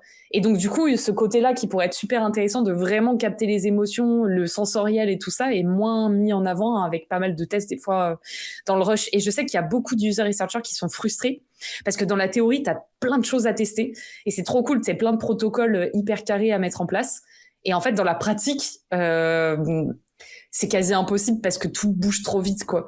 Et si tu mets trop longtemps à mettre un truc en place, et après, je veux pas parler pour tous les user researchers, j'ai pas connu tous les studios de jeux vidéo et tous leurs labos, lab search et tout, lab research, mais des échos que j'ai entendus, ouais, il y a ce truc-là qui est hyper frustrant. Tu te dis purée, il y a tout ça qu'on pourrait tester et en fait, tu t'as pas le temps de le mettre en place parce qu'il faut que ça aille vite. Et bon, vu l'industrie du jeu vidéo en ce moment, il y a encore de moins en moins de temps pour faire les jeux et tout, mais ouais, j'aurais adoré moi, tu vas voir des trucs comme ça plus sensoriels et tout. T'as des trucs, Mm. je sais pas s'ils le font dans les gros studios, mais en plus, t'as tout ce qui est on va dire les choses qui sont très codées dans notre cerveau et qui pourraient être utilisées. Tu vois, je pense par exemple à des choses comme, enfin, qui pourraient être intéressantes pour cet effet-là, tu vois, comme les effets Bouba-Kiki, qui sont l'effet Bouba-Kiki, c'est l'effet qui fait que en tant qu'humain, t'associes les objets ronds avec des sons plus ronds. Genre, si je te montre un Mm. truc, il y a plein de piquants et un rond, et je te mets le mot Booba et Kiki, pour toi, Booba, Tu ce vas sera le rond, l'associer. Kiki, ce sera les pointes. Et ça, c'est un truc qu'on a montré chez toutes les populations humaines qui ont été testées, tous les âges, des gens voyants, non-voyants, nigérians, français, enfin vraiment toutes les ethnies, toutes les cultures, tous les langages. Et on se rend compte que c'est des trucs qui sont très très fortement codés dans le cerveau. Et on Ok. l'a montré chez les poules. Et- Donc c'est un truc qui est même qui dépasse l'espace. Ouais. Et t'as des choses comme ça qui sont assez fascinantes sur la façon dont visiblement les systèmes mentaux qui gèrent les quantités et les systèmes mentaux qui gèrent les distances sont a priori au moins partiellement les mêmes. Mm. Donc, ce qui fait que quand tu comptes, par exemple, très souvent quand c'est des grandes quantités, tu vas plutôt évaluer la taille que la surface prend dans ton champ de vision plutôt que de compter individuellement. Et ça, Ok. quasiment tous les animaux le font et les humains le font aussi. Et il y a plein de facteurs comme ça qui seraient super intéressants à creuser aussi. Ouais. Et, L'aspect ouais, les neurosciences, moi, c'est un truc, ça m'intéresse énormément aussi. Mais tu vois, il y a une question que Fofollet pose par rapport à ça, et je suis trop curieuse aussi. Tu me dis, Gauthier, hein, je l'ai juste vu, du coup, ça m'intéresse de fou. Donc, si jamais il y a pas le temps, quoi, tu me dis. Vas-y. Mais je vois qu'il y a Fofollet qui dit, donc, tu sais, moi, je disais qu'au niveau de la production et l'aspect industriel, ça empêche parfois de réaliser des playtests correctement parce qu'il faut que ça aille vite et que ça enchaîne, et des fois, on peut pas tout faire comme on aimerait faire. Fofollet dit, est-ce que il y a le même parallèle en éthologie? Est-ce que pour les animaux, j'avoue, je me suis posé la question quand tu l'as dit, est-ce que des fois tu peux pas, enfin, tu sais si au niveau des recherches, c'est pas aussi poussé que ça devrait l'être parce qu'il n'y a pas de temps ou pas, ou justement il y a moins cette contrainte parce que c'est des thèses ou d'autres choses comme ça? Je sais pas si tu alors, sais. euh, de ce que moi j'en vois, alors sachant que là on parle plus de sciences cognitives que d'éthologie, parce que l'éthologie c'est vraiment l'étude du comportement sauvage normalement, C'est vrai. et c'est l'étude comportementale prioritairement, mais peu importe, on peut répondre à la question même sans ça. Très souvent, de ce que moi j'en ai vu dans le domaine dans lequel je gravite, quasiment toutes les publis sont le fait de doctorants ou de doctorantes. En l'occurrence, dans ce domaine-là, c'est des doctorantes pour beaucoup. Et donc, bah, c'est des choses qui se font sur le temps long. Elles vont publier 3, 4, 5 papiers dans le temps de leur thèse, on va dire entre 2 et 4 ou 5. Et donc là, elles ont un peu de temps. Après, le monde de la recherche aujourd'hui, il a des soucis financiers absolument colossaux. Mm. Donc, moi, par exemple, je discutais il y a 2 ans avec une chercheuse qui est une jeune chercheuse extrêmement prometteuse, qui a gagné des prix pour sa thèse et tout. Enfin, vraiment, la meuf, elle est brillante. Parler avec elle, te fait exploser le cerveau. Et quand tu découvres comment elle a fait ses travaux, bah, par exemple, elle a travaillé sur les poissons dans un Tupperware chez elle, quoi, posé sur un tabouret. Voilà le niveau donc c'est très, voilà, t'as vraiment Ouais. des problèmes de financement qui soulèvent des problèmes de bien-être des animaux qui sont gigantesques. Ouais. Et donc, ouais, en fait, tu as différents problèmes qui vont jouer. Tu as ça, tu as le fait que bah, tu as des labos qui vont se faire fermer parce que pour plein de raisons financières. Par exemple, aujourd'hui, un des labos les plus en pointe, avec le chercheur le plus en pointe au monde sur les émotions des animaux, qui est Michael Mendel, qui est à Bristol, je crois. Non, il n'est pas à Bristol, je sais plus. Il est au Royaume-Uni, de toute façon. Et je discutais avec lui il n'y a pas très longtemps, ils sont en train de fermer leur labo. Alors que c'est juste Ok. un des chercheurs les plus influents au monde aujourd'hui. Il ne sait pas où il sera dans 5 mois. Ok. Donc, et ensuite, il va y avoir le truc il y a une forte demande de publication et de publication de trucs qui fassent des gros titres ou qui fassent des retours Mm. pour faire briller l'université. Donc, on a une recherche de trucs un peu flamboyants. Donc, il va y avoir aussi ce problème-là, c'est-à-dire que des travaux un peu plus plan-plan, mais qui seraient fondamentaux, ils sont zappés. Il y a le problème c'est pas intéressant de publier des résultats négatifs. Et ça, c'est un problème Ouais. gigantesque, parce que quand des choses ne marchent pas, on le sait pas. Ouais. Et Ouais, alors que c'est trop important de t'apprends savoir autant. Ouais. T'apprends autant. Mm. Donc ouais, ça soulève. Tu vois, un truc qui est sorti là, qui est intéressant. Je parlais des labos nettoyeurs. Les labos nettoyeurs aujourd'hui, ils passent. Avec les humains, c'est les animaux qui passent le mieux le test classique de conscience de soi, le test du miroir. Ils largement mieux que les primates, à l'exception de l'humain, et même quasiment à l'équivalent de l'humain. C'est très très impressionnant les résultats qu'on a. Okay. Et il y a des tests de mémoire de travail qui ont été faits récemment dessus, et on n'a pas réussi à montrer l'existence d'une mémoire de travail chez ces poissons, ce qui n'a aucun sens par rapport à tout ce qu'ils sont capables de faire, c'est-à-dire quasiment toutes les fonctions cognitives les plus élevées, on les a montrées chez ces poissons, et pourtant un truc de base comme la mémoire de travail, donc la mémoire de travail, pour les gens qui connaissent pas, c'est quand tu traites de l'information, en gros, ton cerveau peut traiter à peu près cette information en même temps, et c'est ce qui va te permettre d'aller chercher dans ta mémoire à long terme, tu le mets dans ta mémoire de travail, tu compulses des informations, tu vois, genre, je sais pas, tu dois remplir un devoir, tu as des questions, tu vas aller chercher dans ta mémoire, tu vas dire, ah oui, mais alors ça, du coup, est-ce que c'était correct par rapport à ce que j'avais appris là? Hop, tu mets les deux dans ta tête, tu les bricoles et tu vois ce que tu fais avec. Donc ça, c'est vraiment un truc extrêmement important, qui est de base dans notre fonctionnement.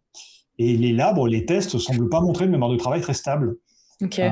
De même, ce qu'on appelle le facteur G. Le facteur G, c'est ce qu'on teste notamment dans les QI. C'est-à-dire, quand tu as des fonctions cognitives de haut niveau dans un certain domaine, c'est souvent lié aux autres domaines. Hein. Pas toujours, mais tu as des liens entre les différentes fonctions cognitives. Et en fait, pareil, chez les labs, on n'a pas du tout démontré ce truc-là. Visiblement, il n'existe pas, ce facteur G, chez les labs. Alors qu'on le trouve chez la plupart des espèces. Donc ça soulève des questions de, ok, d'accord, la façon dont ils apprennent le monde n'est pas du tout celle qu'on pense. C'est-à-dire qu'ils montrent des capacités qui sont extrêmement impressionnantes, meilleures que des primates sur beaucoup de domaines, et notamment des domaines liés à la conscience, mais sur des trucs un peu plus basiques, étonnamment, ils réagissent pas du tout comme nous. Et c'est impossible qu'ils aient pas de mémoire de travail. Quand on voit ce qu'ils font, c'est pas possible, mais le fait est qu'on n'arrive pas à l'observer avec nos protocoles. Donc ça peut révéler peut-être des sortes de biais sur la structure des choses, comme quand on se disait que les oiseaux avaient des capacités cognitives vachement réduites parce que leur cerveau était petit, alors qu'en fait, il est juste foutu différemment, c'est ce que tu dis aussi. C'est probable. Alors, c'est le cas, ouais, et c'est probablement aussi le fait que c'est des animaux très, très, très différents de nous. Ouais. Et que peut-être que le mécanisme est différent, et s'il est vraiment très différent, on comprendra peut-être jamais vraiment ce qui se passe. C'est vraiment une chose à prendre toujours en tête, que beaucoup de gens ont tendance à oublier, mais La seule subjectivité à laquelle on a accès, c'est la nôtre. Je ne Mm. sais pas ce qui se passe dans votre tête, et encore moins ce qui se passe dans la tête de mon chat, et encore moins ce qui se passe dans la tête d'un poisson. Euh, on voit à peu près comment ça marche chez l'humain, on voit à peu près quelles sont les parties du cerveau qui fonctionnent, on voit à peu près comment on réagit quand on nous met dans certaines situations, dans certains tests. Et en fait, c'est notre point de référence, parce que c'est le seul qu'on a. Mm. Donc ensuite, on essaie de s'extraire le plus possible. Moi, c'est ça que je trouve vraiment fascinant, comme on disait avec les abeilles Mm. tout à l'heure, c'est qu'on essaie de s'extraire le plus possible de nous et d'essayer de se mettre dans la tête des autres. Ok, à quoi ça peut ressembler leur monde? Comment est-ce que Mm. je peux leur poser des questions qui ont un sens pour eux, qui veut dire quelque chose pour eux, qui est pertinent? Mais la réalité, c'est qu'il va se passer, il y a plein de choses sur lesquelles on aura juste jamais accès. Je prends par Mm. exemple les céphalopodes, tu prends une pieuvre, leur cerveau, quand on s'est séparé dans l'évolution, les cerveaux n'existaient même pas encore. Donc tu as affaire à des animaux dont le cerveau est une convergence évolutive. Donc il ne marche pas comme le nôtre, il n'est même pas structuré pareil, et aujourd'hui on ne sait même pas à quel point les bras des pieuvres ont une autonomie complète avec prise de décision, etc. ou pas. Mm. Une des suppositions, ce serait que le cerveau central donne des infos aux bras et que les bras ensuite gèrent tout seuls le reste. Parce que si tu sectionnes un bras, le bras est capable de prendre de la nourriture et de l'emmener là où était la bouche. Mm. Donc il y a vraiment, et on sait qu'ils ont des cartes mentales à eux-mêmes, c'est-à-dire que quand les pieuvres vont toucher un objet, chaque bras va mémoriser sa partie en 3D de cet objet-là. C'est Donc ouf. là t'es dans du niveau de l'extraterrestre, hein. Mm.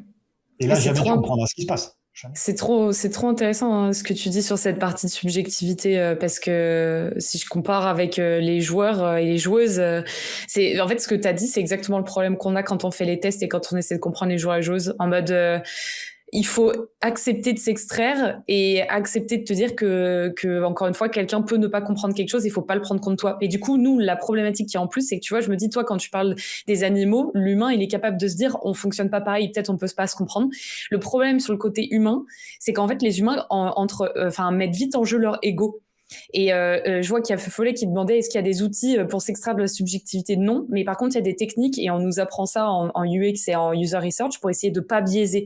Mais c'est super dur parce que l'humain il est bourré de biais et donc du coup le mieux en vrai de vrai c'est de faire en sorte que t'es pas l'UX designer, celui qui a designé ou le game designer qui fasse les playtests parce que sinon instinctivement il va vouloir poser des questions d'une certaine manière pour que la réponse ou le comportement aille dans son sens et c'est un peu le gros problème parce que justement, t'es hyper subjectif, tu comprends pas un comportement, tu peux être blessé parce que t'as designé d'une certaine manière et t'es en mode il comprend pas parce que il est comme ci ou il est comme ça.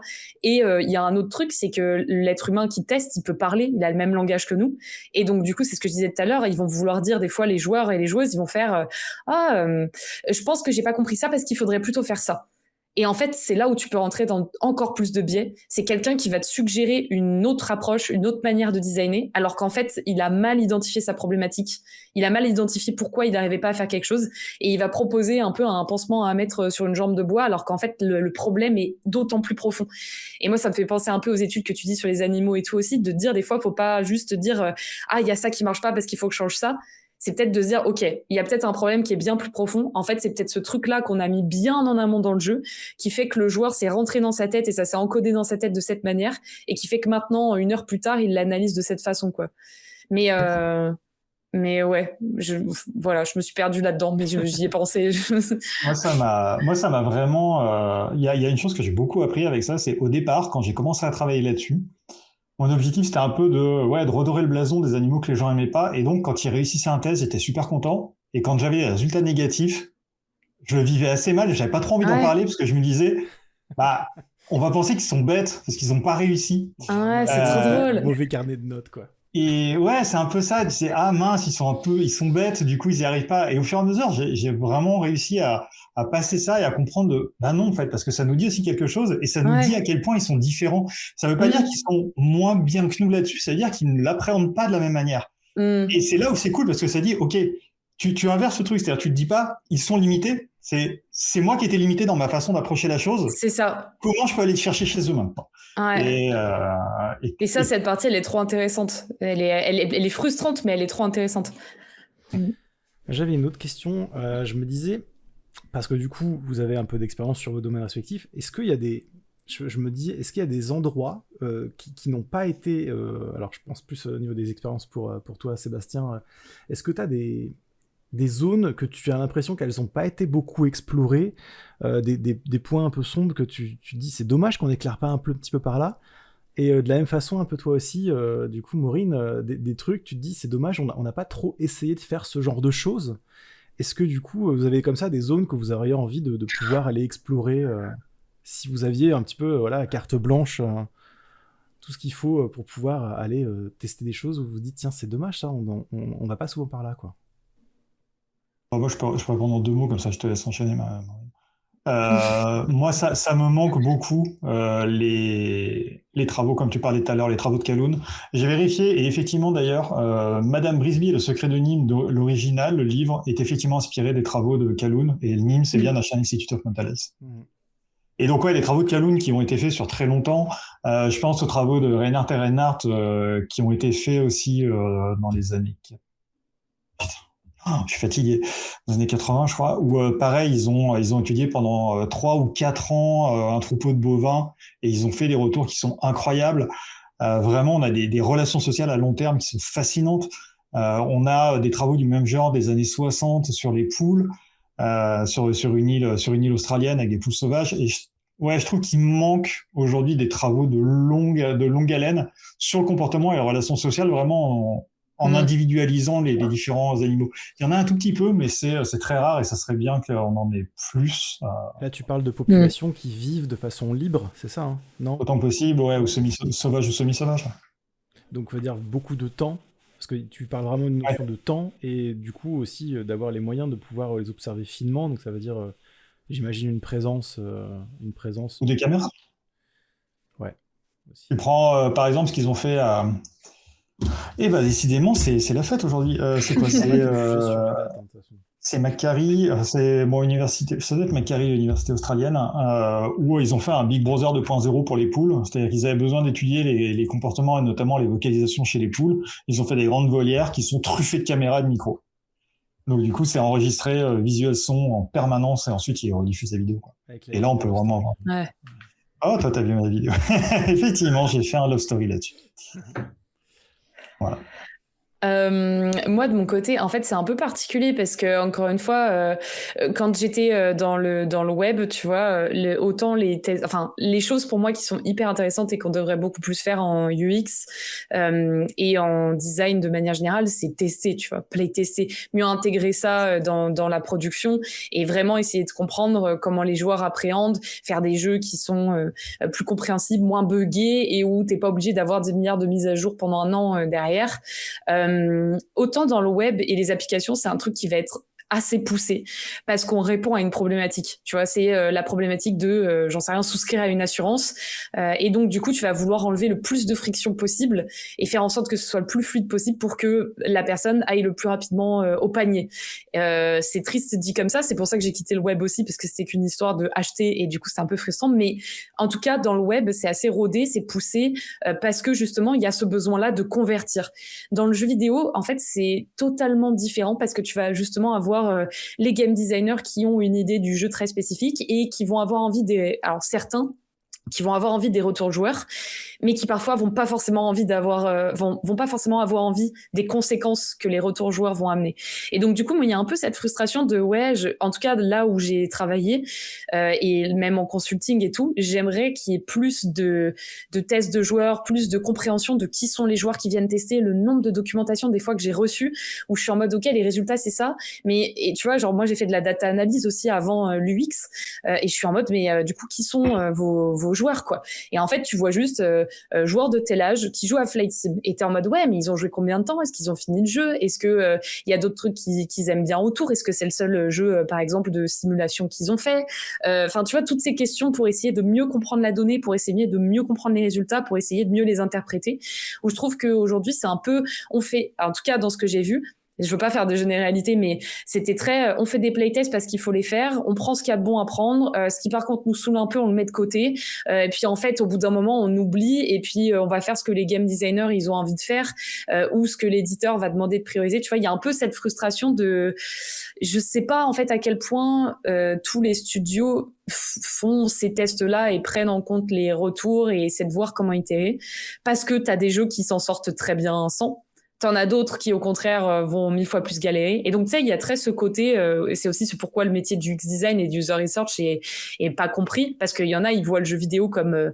c'est leur œuvre d'art qu'ils ont envie de faire telle quelle et ils veulent pas la dénaturer. Et donc, du coup, avoir des retours de joueurs, ça peut être compromettre leur idée de jeu.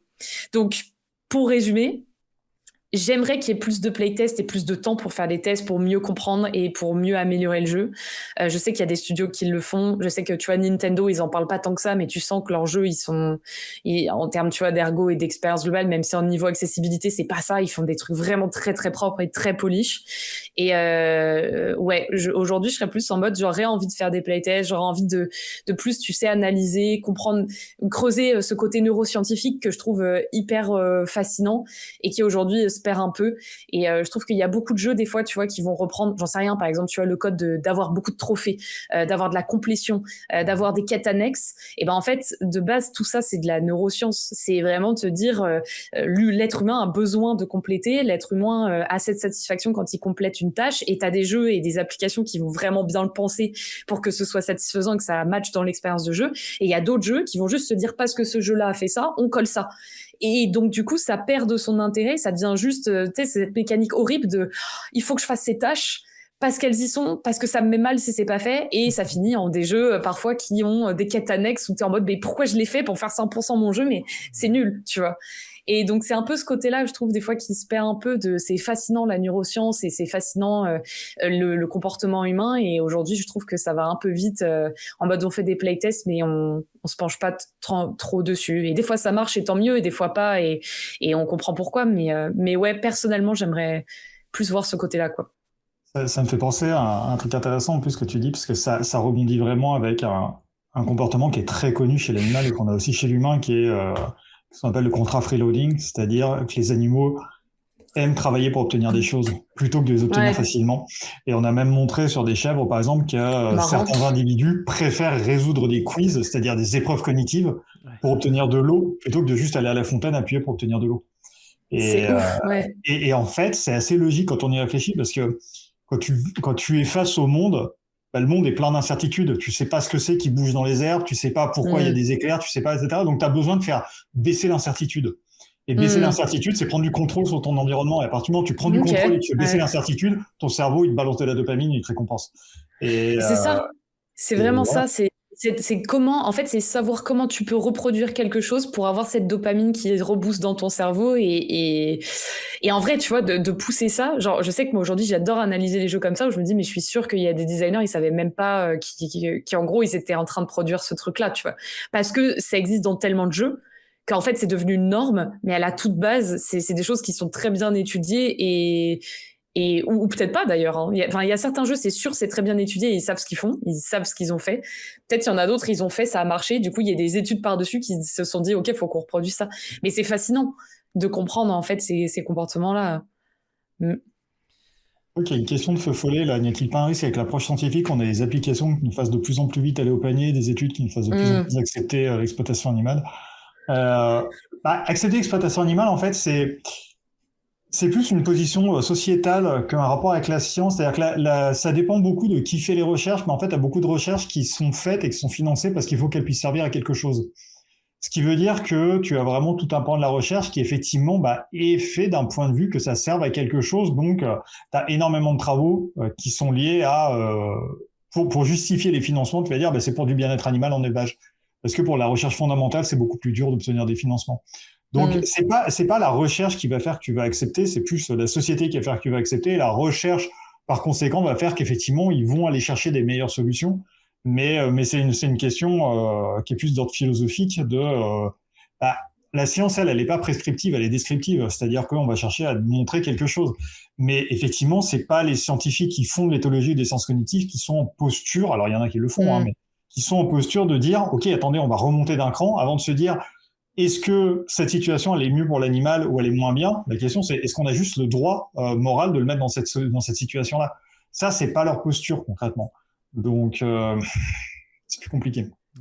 Et sur la partie est-ce qu'il n'y a pas un risque sur le fait que ça nous fasse aller de plus en plus vite au panier? Si, il y en a. Aujourd'hui, justement, scientifiquement parlant, il y a des scientifiques et des designers. Même moi, tu vois, on me l'a déjà demandé quand j'étais dans le web, d'utiliser des techniques neuroscientifiques connues pour te faire accepter certaines choses que tu n'aurais pas voulu accepter. Un exemple, alors ça s'appelle des dark patterns. Un exemple tout bête, tu vois, les cookies. Il y a un moment, les cookies, on nous a tous dit, c'était avant le Covid, en fait maintenant par défaut vous pouvez plus en fait les précocher, il va falloir mettre une pop-up qui va dire justement aux utilisateurs est-ce que tu acceptes ou pas. J'étais là à ce moment-là et je me rappelle que moi on m'avait demandé de designer une technique pour faire en sorte que les gens n'aient pas envie de décocher. Je crois parce qu'à la toute base c'était précoché, ensuite il y a eu des lois encore par-dessus qui disaient il faut que ce soit décoché de base, et ensuite c'était comment on fait pour que les personnes acceptent automatiquement. Et c'est pour ça que vous avez des pop-up de cookies qui ont évolué petit à petit en mode, en fait, maintenant, ça s'ouvre, ça dit machin, vos cookies et tout. Et vous avez 3 gros boutons avec un qui dit que si jamais tu veux personnaliser ton expérience et justement faire en sorte que tu aies des trucs moins chiants et que ce soit vraiment tout personnalisé, c'est bien plus chiant. Alors que si jamais tu cliques à côté où c'est en mode mettre les cookies par défaut, et en fait, ça permet aux marketeurs de s'assurer qu'en gros, tu vas dire hop là, par défaut, et c'est toi-même du coup qui aura coché ça. Et ça, c'est des techniques qui sont limites. Et ça passe encore à peu près parce que tu peux quand même aller dans les paramètres et tout ça, mais oui, aujourd'hui il y a les dark patterns, il y a le sludge. Les dark patterns, ça va être faire en sorte que, tu vois, j'avais fait un exemple dans une courte vidéo récemment, mais Amazon qui va faire en sorte que tu cliques sur Amazon Prime sans faire exprès et t'es abonné, c'est un dark pattern parce que tu le vois pas, ça part dans ton panier, t'es pas au courant, oups, tu t'es abonné, même si tu peux te désabonner potentiellement facilement, c'est un design qui est fait pour l'entreprise et qui est pas fait du tout pour toi. Et les sludge, ça va être par exemple faire en sorte que si tu veux, je sais pas, contacter quelqu'un parce que tu veux profiter d'un droit, genre te désabonner ou d'autres choses comme ça, tu veux faire ça, et eux, ils vont faire en sorte que ce soit le plus compliqué possible que tu accèdes à ça pour que tu te décourages et que ce soit de ton fait à toi, en mode allez vas-y, je sais que j'y ai droit mais c'est trop compliqué d'y accéder donc je fais pas. Donc oui, il y a des risques et c'est connu aujourd'hui, et il y a des choses qui sont mises en place pour éviter ça, mais c'est compliqué à détecter et c'est compliqué à dénoncer du coup. Ouais, t'as fait une vidéo très récemment là justement sur ce genre de grosses frictions pour pouvoir faire appliquer tes propres droits. Ouais. Avec la SNCF notamment. Il y a beaucoup de questions et du coup je vois que Feufollet, du coup t'as tellement de questions, en fait j'ai envie de te dire mais va tout de suite t'abonner du coup aux différents réseaux sociaux de Maureen, parce que là tu vas pouvoir avoir à fond sur tout le travail justement qu'elle fait. Et ouais, le son est très bas, ouais c'est une galère, c'est le premier épisode, il sera comme ça et on va essayer de faire au mieux. J'avais peut-être une dernière question plus light. C'était, je vous avais demandé de réfléchir à si vous aviez une recommandation d'un jeu qui était intéressant selon vous, peut-être sur des notions d'écologie ou en tout cas sur sur une approche un peu émotionnelle, ou alors sur des notions qui sont pas évidentes à faire comprendre, et que du coup un jeu vidéo par sa mise en jeu, par ce qu'il montre, par l'émotion qu'il procure, justement illustre bien. Est-ce que vous avez, vous, des recommandations alors là-dessus ? Moi, j'en ai un en tête, ouais, dès que tu as écrit cette phrase. Alors, c'est plus sur l'émotion, et pour moi, c'est l'expérience globale qu'il propose et le sujet qu'il traite, mais c'est Outer Wilds. Je pense que ce jeu m'a vraiment trop impacté, pas uniquement en termes de jeu, mais vraiment sur tout le questionnement que je peux avoir sur la vie, la mort, sur une espèce, sur tu vois enfin plein de choses. J'essaie de pas trop en parler pour pas spoiler parce que ce jeu est vraiment magnifique, mais ouais, alors après c'est pas uniquement sur les animaux ou sur l'écologie, mais c'est vraiment je trouve que ce jeu m'a touché vraiment globalement, pas juste d'un point de vue jeu, mais d'un point de vue, il m'a fait me questionner sur énormément de choses. Je ne peux que recommander Outer Wilds. Il est trop beau, ce jeu. Carrément sur l'aspect existentiel, quoi. Ouais, c'est ça. Et toi, Sébastien ? Moi, ce serait pas nécessairement un jeu qui m'a bouleversé, ou c'est un jeu qui revient souvent quand je pense justement à l'interaction entre mon travail et les jeux vidéo et les trucs comme ça, c'est Discord Noir. Parce que donc c'est inspiré de Terry Pratchett, de Discworld, et en fait dans Discworld Noir, il y a un moment où tu te transformes en loup-garou. Et à partir du moment où tu es en loup-garou, les directions et tout ce qui va se passer se fait avec des odeurs qui sont présentées par des nuages de couleurs. Et je trouvais que c'est très intéressant d'aborder un autre sens de cette manière-là, où nous, on est des espèces très visuelles sur un média qui est quasi qui est audiovisuel, quoi. T'as pas d'odeur, t'as pas de contact. Et j'ai trouvé vraiment très intéressant d'essayer de tenter le coup d'aller faire ça. Donc, ouais, ça va très souvent, quand j'essaie de penser aux deux, c'est cette image-là qui me revient de la partie loup-garou de Discord Noir. Ok. Il y en a eu beaucoup des jeux qui ont exploré ça, et je pensais à ça récemment, là, il y a eu, t'as peut-être vu passer ça, un jeu de Montpellier où on est un petit marcassin. Et qui, Oui, du coup, il est sorti récemment. ouais, il est sorti il y a quelques jours, et du coup, qui voilà, surfe un petit peu sur le côté sensoriel, même si il y en a eu un paquet de jeux comme ça qui essayent de mettre un peu en. Bah, du coup, encore une fois, tu vois, de mettre en visuel l'odeur, mais on est toujours un peu obligé de tricher pour des humains, quoi. Mais c'est marrant, justement, le fait d'avoir ça comme ça. Il y a Goat Simulator qui est probablement le jeu qui ressemble le plus à quoi ressemble la vraie vie d'une chèvre. Hein. Ouais, vraiment. Ouais, Faut Bah, réaliser ce que c'est une chèvre. Hein. bien trop réaliste ce jeu. C'est complètement. Ouais, mais si tu te renseignes un peu sur les chèvres, tu verras, c'est pas si loin de la vérité. Eh ben, merci pour cette discussion. Merci Maureen et Sébastien d'avoir accepté de venir du coup parler un petit peu de votre de vos travails, de vos domaines, et j'espère que du coup on a réussi un peu à. Enfin, moi en tout cas j'avais vraiment l'envie de montrer un petit peu tous les liens que moi je voyais entre vos deux métiers. J'espère que du coup c'était chouette et que vous avez pu un petit peu découvrir ça, et que ça a aussi intéressé les gens du coup dans le chat. J'ai l'impression beaucoup. Il y a eu beaucoup de questions, donc je vous invite à aller suivre du coup Sébastien et Maureen. D'ailleurs, hop, les petits liens qui vont bien. Maintenant, je suis pas en train de les taper du tout au bon endroit. Hop. D'aller les suivre justement pour trop avoir cool. l'occasion de poser encore plus de questions. Ah, mais c'était trop intéressant. Moi, je suis trop contente d'avoir pu échanger comme ça, parce que ouais, Sébastien, j'aurais pu j'ai trop de questions du coup sur les animaux. Je pense que je vais aller penser tes vidéos sur ta chaîne. Bah ouais, il y a des trucs malades. Ouais. Ah ouais, non mais ouais, c'est trop intéressant. Et du coup, je vous remercie encore énormément d'avoir bien voulu vous prêter au jeu, et malgré tous les petits couacs de cette première émission qui ça va tourner, mais qui voilà, il faut toujours lutter contre les ordinateurs, c'est difficile la vie. Ça va. Ouais. On va dire que l'UX et l'UI d'OBS sont pas très bonnes, c'est ça? Ah ouais, non, bah alors là, d'OBS, non, c'est un enfer. C'est au-delà de l'UX, là. Il y a rien qui va chez OBS. Si, c'est gratuit quand même. Il faut le noter quand même. Ouais. Ce sera mieux pour la prochaine fois. Il y a beaucoup de travail pour remettre tout ça et peut-être faire des playtests, qui sait.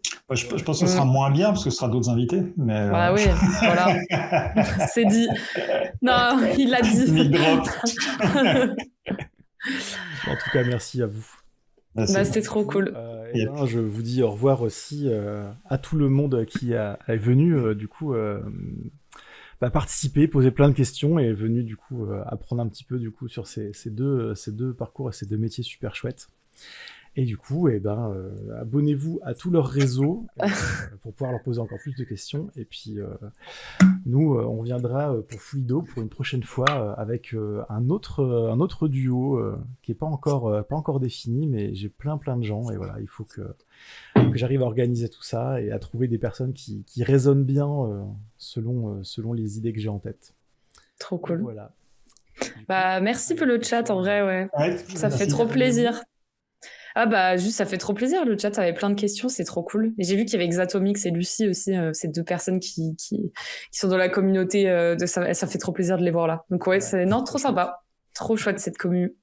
Merci au chat, merci Gauthier, merci Maureen, c'était vraiment... ça fait trop plaisir. Cool. Ouais, c'était chouette. Trop chouette. Et allez, à la prochaine.